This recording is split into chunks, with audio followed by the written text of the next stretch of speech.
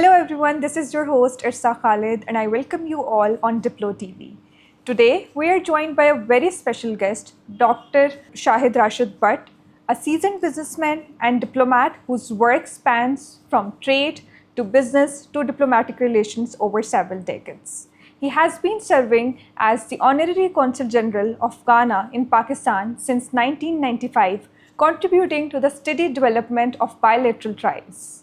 In recognition of his efforts, he was awarded the Lifetime Achievement Award by the Government of Ghana in 2019. Dr. Shahid is also a founding member and former president of the Islamabad Chamber of Commerce and Industry, where he played a key role in shaping the capital's business landscape.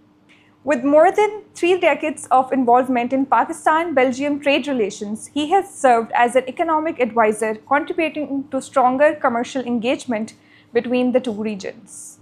In recognition of this long-standing contribution, he was awarded the Grand Cross of the Order of the Crown in 2024 by King Philip of Belgium, the highest civilian honor of Belgium. Alongside his public roles, he leads Park Persian Carpets, contributing a family business that has gained international recognition in the hand-knotted carpet industry. Hello, Mr. Shahid. Greetings to you. Welcome to DiploTV. So my first question to you is, tell us about your personal journey and about your career choices and your ambitions. Thank you very much for having me in this program. I would like to explain it to you that I became Ghana Consul General by the wish of Ghana government.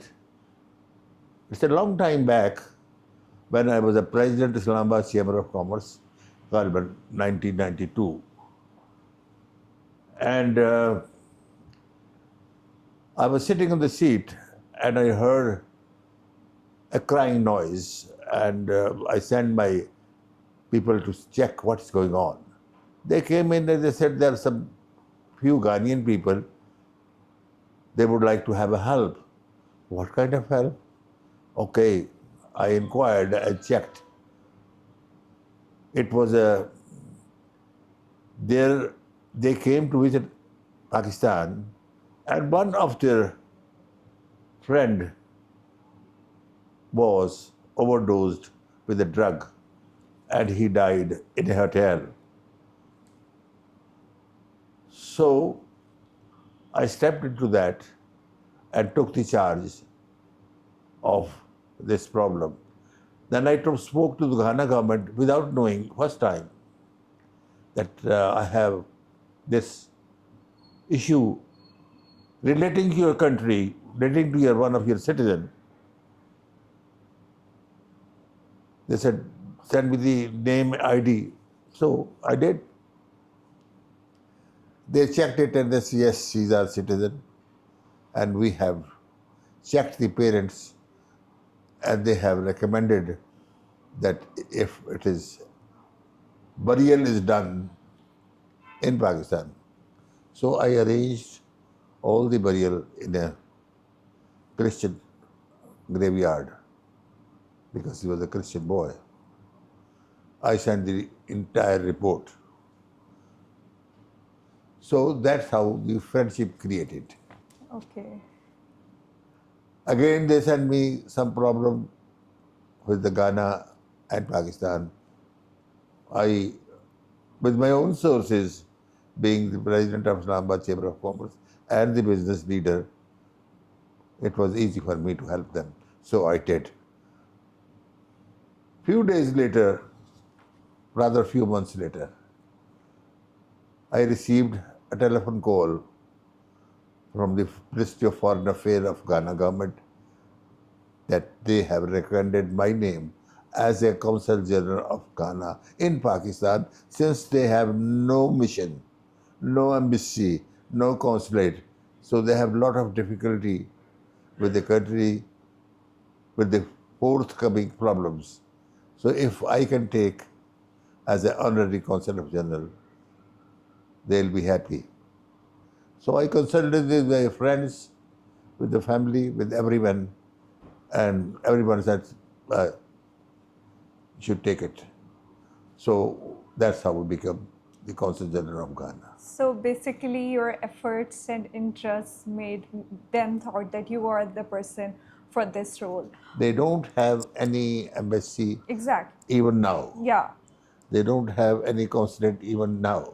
All their affairs, 35 affairs of consulate, including issuing visas, Yes. issuing passports, and getting them married, registering them in the marriage is done in this office. Right. That is a sort of a facilities they have given it to me for that. So, Mr. Shahid, I was reading about you that you started your family business, and you used to live there in Belgium.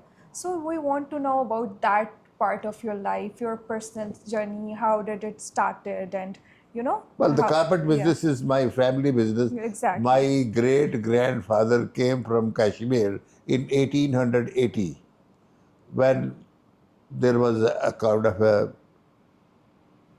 no food to eat. Even the animals they were dying, and most of the people who were nearer areas they ran and came. So my great grandfather he came Amritsar, and he had a skill of hand knot carpet. So he started with one loom in Amritsar, hand knotted carpet, and my father.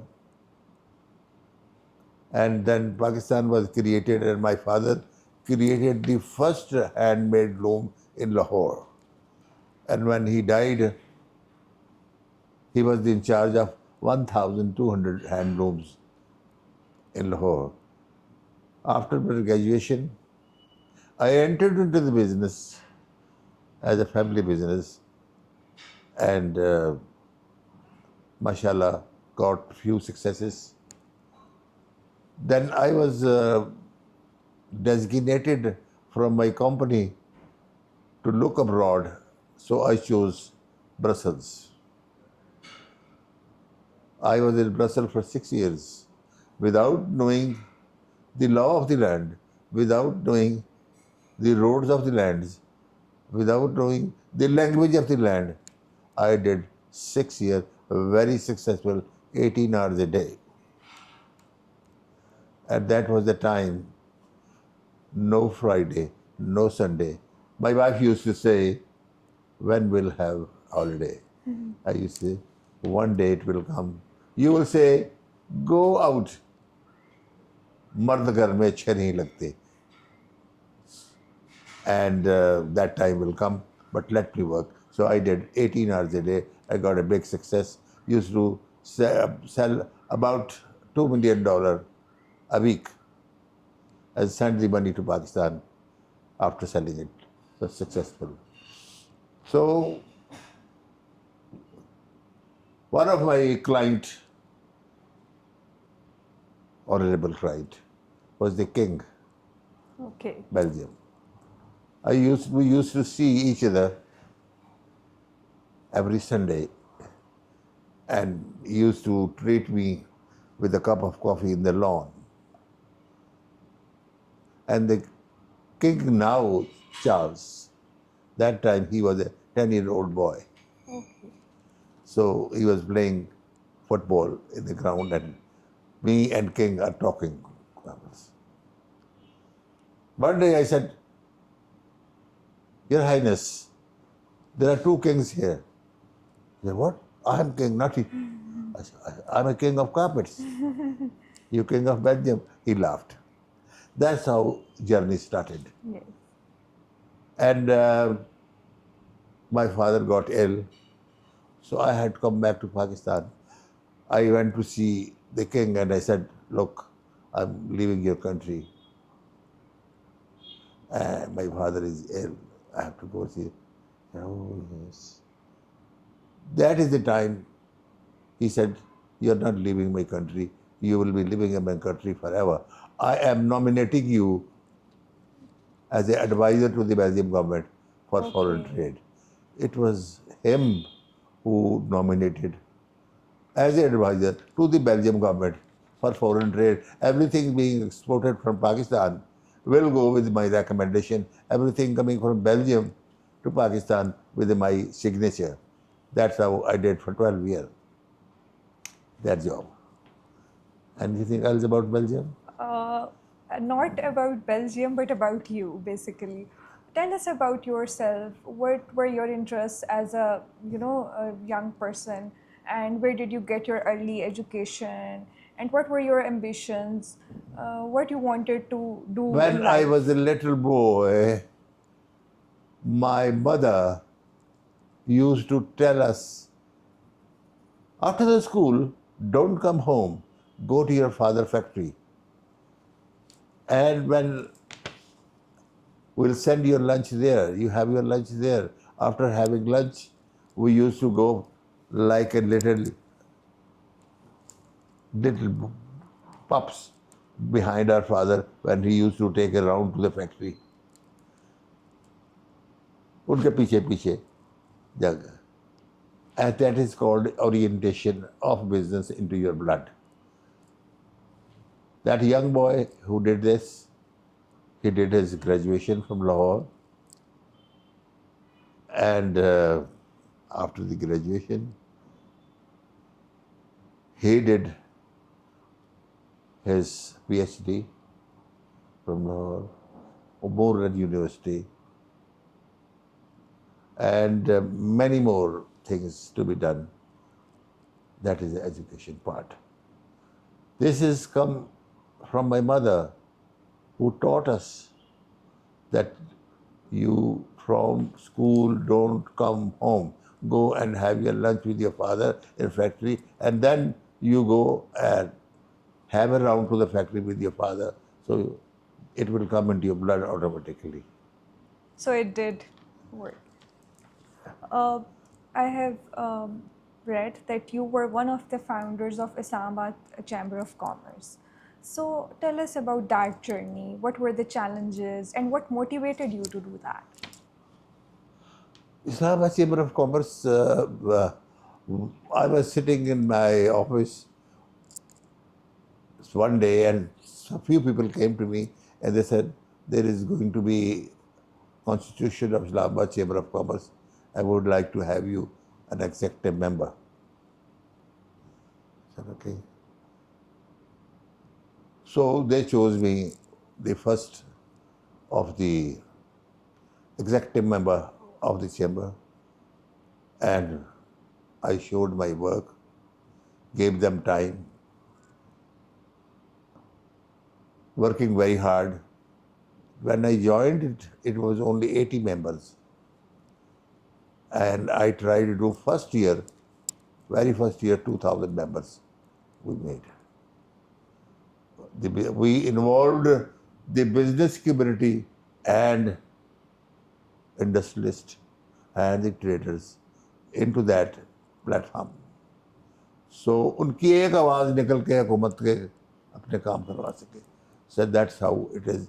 In 1992, looking into my effort, looking into my all kind of work I did for that institution, they nominated my name as the president of Right. Islamabad Chamber. Yes. And 1 year gap, 93, 94, they requested me to be again looking into my work. So I was twice. So as a president, what initiatives did you took in that point of time? As a president of Islamabad Chamber of Commerce, I try to make a unification the business community. They should be together. There should be one voice to have their right work, right problems to the government, and government should sort it out. It is unification that solves your problem. This is the reason that I was chosen twice. Right. And then they chose me the chairman of the group. It is one seat ahead the president. I am the one who's controlling a chairman and keeping a group intact. So for 20 years, I was the chairman of that. Okay, that's impressive. Uh, how would you describe your role as Honorary Consul General of Ghana in Pakistan?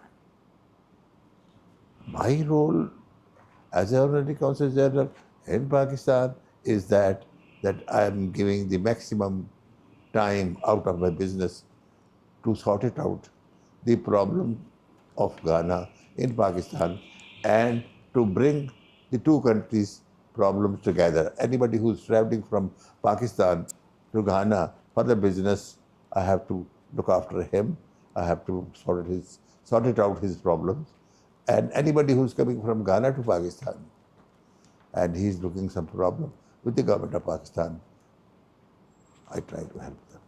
So, how do you define this shift or transition, like from a successful businessman to a honorary consul general and a diplomat, and solving these problems and issues between the two countries and the people of basically the two countries? Basically, in my nature, it is that I cannot sit idle. I like to work always. And anybody comes on the way, come to me with a problem, I try to sort it out. So it's wish and will, strength, power, here, something here, that I do it. In one of your speech, when you were given a Lifetime Achievement Award by the government of Ghana, you mentioned that Ghana is a gateway to Africa. So, what are the opportunities for people of Pakistan, business community basically in Ghana?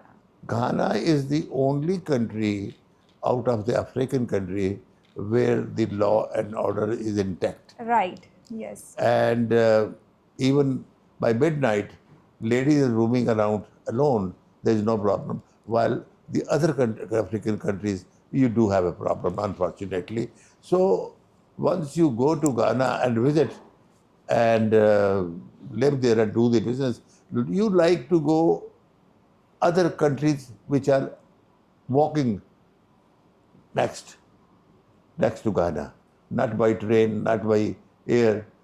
You just cross the border and go to other country. So it is a kind of a mix-up and gateway to that. What areas of trade, or what are the areas that are untapped in Ghana, and what are the opportunities, or is there any potential for Pakistani businessmen in Ghana? Whatever we are manufacturing in Pakistan and sending it to other countries, I think stop doing it with America, stop doing it with Europe, do it with the third world country and choose one of them in Ghana. Is that because they need it? They need anything, you name it, they need it. Right. Surgical goods, they need it. Any kind of a merchandise, they need it. Well, whatever is made in Sial Code, made in Kuchrawala, and made all these countries, they are sending abroad. If they get Ghana, they need it. And as a result, kaju, cocoa, petrol, many other minerals they have, which we can import rather than expensive from European country, Exactly. buying from them. They have lots of palladium. ये शीशा बनाने वाला चीज जो है वो उनके पास ऐसे फ्लोट कर रही है.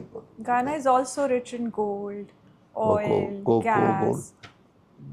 When first time I went there, I saw, that's 20 years back, I saw the afternoon some laborers sitting on the churaha of the road, hundreds of them, without shoes, without shirt, just a half pant, and sitting, but have one small bag in the hand. I couldn't understand what is that. In few days' time, I asked someone, what is it? They are all laborers working in the gold mines. And as a result, they don't give them money, they give them the gold dust. Okay. That dust, they bring it here. People from UAE come, they buy dust and they make gold dust out of that. So that's how they started. Now, mashallah, one of the richest men in Pakistan, about 10 years back, he requested me visa with 35 people, out of them, very big people. They want to go to Ghana. So I recommended and issued the visa to them. They went there and I heard in 2 months' time, they were successfully take a rig and petrol in Ghana, Pakistani company. That's impressive. Working hard is bring you success. Exactly. This Lots is of the them. only key to Yes. success. Over the years, you are Honorary Consul General since 1995. So, what are your contributions in strengthening the relationships of the two countries? What were the initiatives that you took to keep the people or the governments together or bring close to each other? My dear, all the delegation visiting Pakistan, they contact me. When I contact them, then I see their problems, issues, and convey to the government of Pakistan and take the approval from them, have their meeting done, and successfully, inshallah, all the work is done. So I am a mediator between the two government, Exactly. since they don't have any office in Pakistan. Tell us about the opportunities related to tourism and especially education opportunities in Ghana for people, for the young people who are seeking out different opportunities in Europe. What would you advise them that why should they go to or look for Ghana for studying and See, Ghana is not very advanced in education. Right. So I will not recommend going for education, but I will recommend for going for business. Okay. And what about tourism? Tourism. Tourism, yes, it is good, but basically it is a very good for business. Okay, so you recommend doing They business. name it, you name it, they need it. It's a Okay. very big success. Yeah. They need everything for Pakistan. What steps can be taken to strengthen this relationship? What are the gaps that are still here between I the two think countries? the government of Pakistan should be more serious and take the country more serious instead of sending their delegates or to business people to Europe, America, elsewhere. They should stick on third world countries, and outside of third world country, I will recommend Ghana. How they should do it practically? What steps they should follow? First step is do that what is their interest. Yeah. If you are making surgical goods, Yeah. they should contact me. I find a buyer for them of surgical goods. Right. My question to you is what message would you like to give to young people who will be seeing you through this platform, through DiploTV, or the people who are interested in business or anything? Just your life advice to them. My life advice for them that the first thing for young people is the most important thing is this education. Education is must, and it is not only the syllabus books. They should read more and more. Right. Read, study, book. That is a complete life. Without that, you are just like a plain paper. There's a difference between plain paper and written something on it. I think that makes it clear. Yes, exactly. $1 million advice, I would say, and a very clear and simple. How would you define yourself as a leader, as there are numerous achievements you have achieved a lot throughout your life? What were your basic principles and how did what was your way to navigate life especially in terms of your career?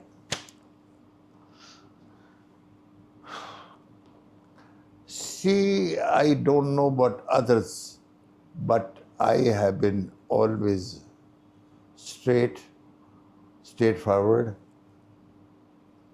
not lie, truth, help others. This is the formula. It's a formula. Even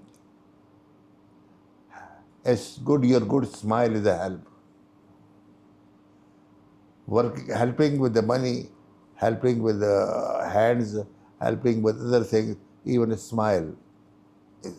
So my work is that I've been trying to be kind to the mankind.